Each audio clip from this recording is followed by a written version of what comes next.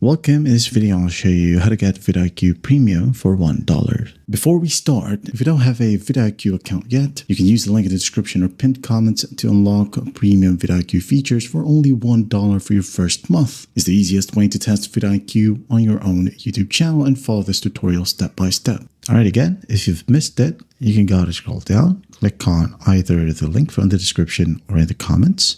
So just click on it. Wait for it to load, and once it loads, you can go out and click on Start Today for $1.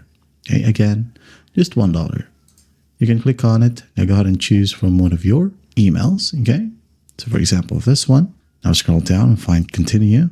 Just wait for it to load, and then once it loads, all you gotta do is just enter your payment details, and once done, as you can see here, under Manage Subscriptions, I am now subscribed to the Max plan, or the vidIQ Premium. All right, so I've used another channel right here. As you can see, all you got to do is enter your card details and pay now. And after that, you're actually good to go. Just make sure that you have at least $2 in your specific card.